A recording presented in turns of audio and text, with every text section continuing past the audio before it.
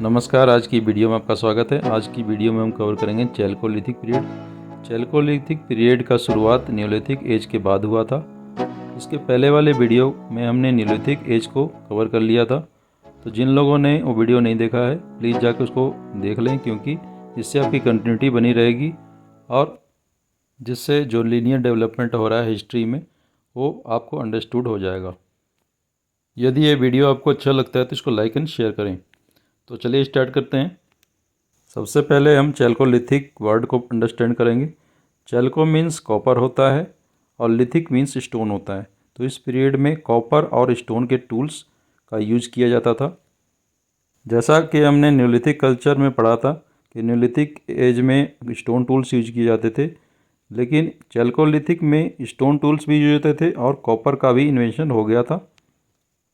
तो इस तरह हम कह सकते हैं कि फर्स्ट मेटल जो यूज हुआ था ये चैल्कोलिथिक पीरियड से स्टार्ट हो गया था। जैसा आपको पता है किसी भी एज का पीरियड उसके सेटलमेंट से डिसाइड होता है। तो इसमें जो सेटलमेंट है आपको 3 फेजेस में मिल जाएंगे। कुछ जो सेटलमेंट है वो प्री हड़प्पन फेज में था और कुछ हड़प्पन के कंटेम्प्रेरी में भी इसके सेटलमेंट पाए गए हैं और कुछ ऐसे भी हैं जो हड़प्पन के बाद वाले फेज में भी आए हैं। इस तरह इसके सेटलमेंट को हम 3 भागों में डिवाइड कर सकते हैं, जैसे pre Harappan phase, contemporary to Harappan phase और पोस्ट हड़प्पन फेज। इस पीरियड की अगर फीचर की बात की जाए तो इस पीरियड में जनरली स्टोन और कॉपर ऑब्जेक्ट्स के टूल्स और इम्प्लीमेंट्स पाए गए हैं। कहीं कहीं ये लो ग्रेड ब्रॉन्ज और आयरन के भी इम्प्लीमेंट्स यूज करते थे, लेकिन वो काफ़ी कम स्केल में है तो उसको हम कंसिडर नहीं करेंगे। दूसरा है ये रूरल कम्युनिटीज़ थी और जनरली इसका सेटलमेंट हिली रीजन के पास पाया जाता था क्योंकि ये स्टोन टूल्स यूज करते थे। साइट्स इसके साउथ ईस्टर्न राजस्थान में भी हैं, वेस्टर्न एमपी में हैं, वेस्टर्न महाराष्ट्र में हैं, साउदर्न और ईस्टर्न इंडिया में पाए गए हैं। साउथ ईस्टर्न राजस्थान में ये आहर और गिलुंड नामक स्थान में पाए गए हैं और अदर साइड की बात की जाए तो जोरवे, नेवासा, दाइमाबाद, इनाम गाँव। दाइमाबाद और इनाम गाँव में इसके सेटलमेंट अर्बन फेज तक भी पहुँच गए थे। तो ए वाले एरिया काफ़ी एडवांस हैं। और टूल्स की बात की जाए तो ये यूज करते थे टीनी टूल्स और वेपन्स जो स्टोन्स के बने हुए थे। और कॉपर ऑब्जेक्ट्स जो जनरली लार्ज स्केल में जो पाए गए हैं आहर और गिलोंड एरिया में पाए गए हैं। आहर में स्मेल्टिंग और मेटलर्जी प्रैक्टिस की जाती थी। अब इसके पॉटरी पे चलते हैं। पॉटरी इसकी ब्लैक एंड रेड पॉटरी कहा जाता है। इस समय के जो लोग थे ये एनिमल्स को डोमेस्टिकेट करते थे और एग्रीकल्चर को प्रैक्टिस करते थे। एनिमल्स की बात की जाए तो यहाँ बहुत सारे एनिमल्स पाले जाते थे, जैसे cows, sheeps, goats, pigs, buffaloes, deers और कैमल्स के भी साक्ष्य मिले हैं इसमें। हॉर्स की अगर बात की जाए तो हॉर्स का कोई ऐसा साक्ष्य मिला नहीं है। इस पीरियड में फूड ग्रेन्स की बात की जाए तो वेस्टर्न एरिया में वीट एंड बाजरा उगाए जाते थे। अदर रीजन में राइस और पल्सेस भी काफ़ी मात्रा में उगाए जाते थे। पल्सेस की काफ़ी वैरायटी यहाँ पे उपलब्ध थे। डेक्कन रीजन में कॉटन उगाने के भी साक्ष्य मिले हैं। यहाँ पे आप देख सकते हैं कि सेटलमेंट के हिसाब से बहुत सारे वैरायटी हैं, लेकिन कहीं कुछ टूल्स यूज होते हैं, कहीं कुछ किसी तरह के टूल्स यूज हो रहे हैं। और क्रॉप्स की भी बात की जाए फूड ग्रेन्स भी काफ़ी डिफरेंट है। ये अलग अलग रीजन और क्लाइमेटिक कंडीशन के हिसाब से होता है। इसको हम जनरलाइज करके एक पीरियड बनाते हैं और उसके मेन फीचर्स को यहाँ पे डिस्कस किया जा रहा है और उसको डिफ्रेंशिएट किया जाता है अदर पीरियड से। तो ऐसा नहीं है कि इसका कोई स्पेसिफिक कैरेक्टरिस्टिक्स होता है किसी भी पीरियड का। इसमें जनरलाइज करके इसमें देखा जाता है कि यहाँ पे मेजरली क्या क्या चीज़ यहाँ पे दूसरे पीरियड से अलग होता है। तो इसमें कुछ कुछ डिफरेंट आपको मिल जाएगा, लेकिन जनरलाइज करके इसको रखा गया है। ईस्टर्न रीजन में फिश एंड राइस के साक्ष्य मिले हैं।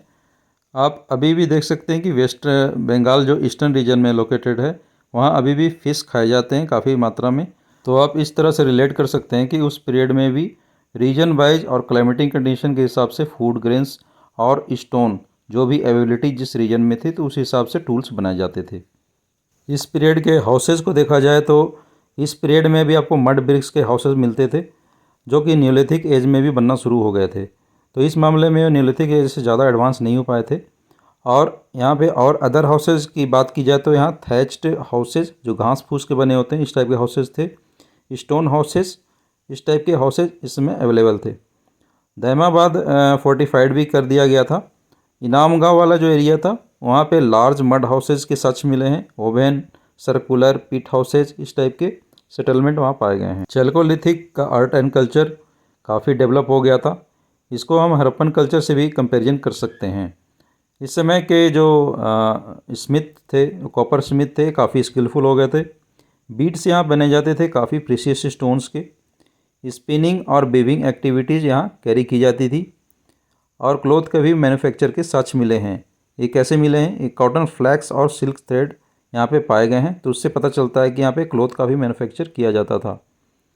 यहाँ डिफरेंट टाइप ऑफ एक्टिविटीज़ की जाती थी, जैसे पॉटर्स पॉटरी बनाते थे, स्मिथ्स थे, आइवरी कार्वर्स थे, लाइम मेकर्स थे, टेराकोटा आर्टिशंस थे। तो इस समय भी टेराकोटा का काम होता था।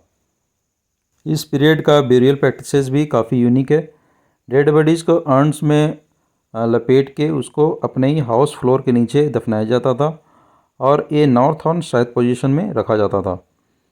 और यहाँ पे मदर गॉडेस का भी सच मिला है। यहाँ पे एक टेराकोटा फिगर्स ऑफ वोमेन्स पाए गए हैं, तो इससे पता चलता है कि इस समय के लोग मदर गॉडेस को पूजते थे। और सोशल इनइक्वलिटीज़ इस पीरियड में डेवलप हो चुकी थी। इसके पहले ऐसा कोई सच मिला नहीं है। सोशल इनइक्वलिटीज़ हम दो तरीके से देख सकते हैं, एक तो बेरियल प्रैक्टिसेस से और दूसरे हाउस टाइप से। इस समय के जो चीफ थे उनका घर जो था रेक्टेंगुलर शेप में होता था और जनरली उनका हाउस सेटलमेंट के सेंटर में लोकेटेड रहता था। और जो कॉमन पीपल थे वो हट्स में निवास करते थे। तो इससे पता चलता है कि चीफ्स और कॉमन पीपल में इनइक्वलिटी थी। और बेरियल प्रैक्टिसेस की बात की जाए तो जो रिच थे, रिच का जो बेरियल देखा गया है, तो उनका बेरियल में जनरली कॉपर या प्रीशियस स्टोन्स साथ में दफनाए जाते थे और जो कॉमन पीपल थे उनके नॉर्मल पॉट्स साथ में रखे जाते थे।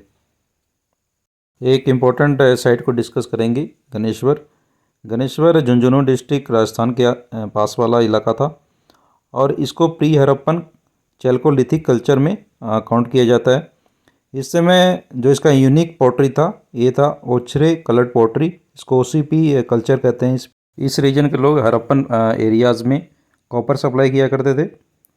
अगर हम इम्पोर्टेंस बात करें एक चैल्कोलिथिक पीरियड का, तो इस पीरियड में फर्स्ट टाइम पेंटेड पोट्री का यूज हुआ था। इस पीरियड में पहली बार फर्स्ट लार्ज विलेजेस एग्जिस्ट करते थे। काफ़ी लार्ज सेटलमेंट इस समय हुआ करता था और बहुत सारे सीरियल्स यहाँ पे उगाए जाते थे। अगर कंपेयर करें हम न्यूलिथिक एज से, अगर हम इनके सेटलमेंट की बात करें तो except alluvial plains and forested areas, इनका जो सेटलमेंट था ऑल ओवर इंडिया में पाया गया है। और एनिमल्स जो ये डोमेस्टिकेट करते थे, ये फूड के लिए करते थे, मिल्क के लिए और डेयरी प्रोडक्ट के लिए नहीं किया जाता था। तो इस समय लोग मिल्किंग के लिए और डेयरी प्रोडक्ट्स के लिए नहीं पालते थे, ये एनिमल्स को फूड के लिए पालते थे, उसको खाने के लिए। इससे पता चलता है कि इस पीरियड के लोग नॉन वेजिटेरियन थे। और इस पीरियड का कुछ कमी था। इसमें सबसे पहले तो ये है कि इस समय आयरन इम्प्लीमेंट्स काफ़ी कम मात्रा में थे, रेयर थे।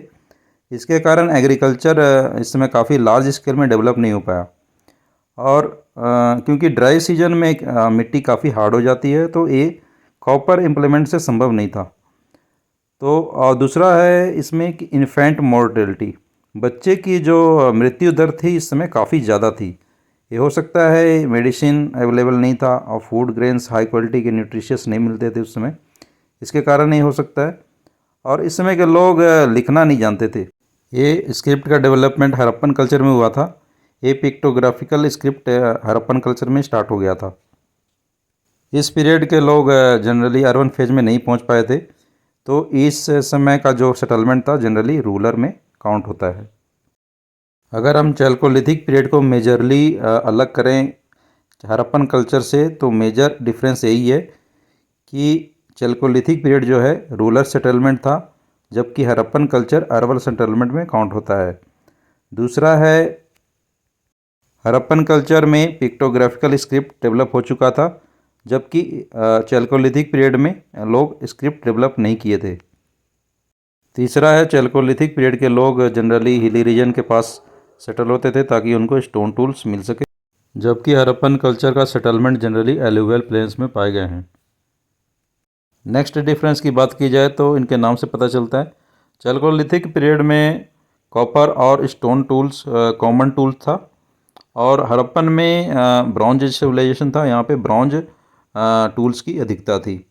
तो ये मेजर डिफरेंस है दोनों पीरियड में।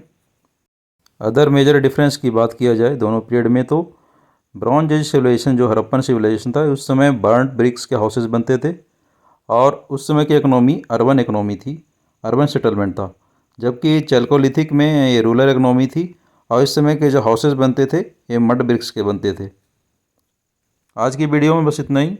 नेक्स्ट वीडियो में हम हड़प्पन कल्चर को, जो ब्रॉन्ज एज सिविलाइजेशन कहा जाता है, उसको कवर करेंगे। आज के लिए बस इतना ही। Thank you.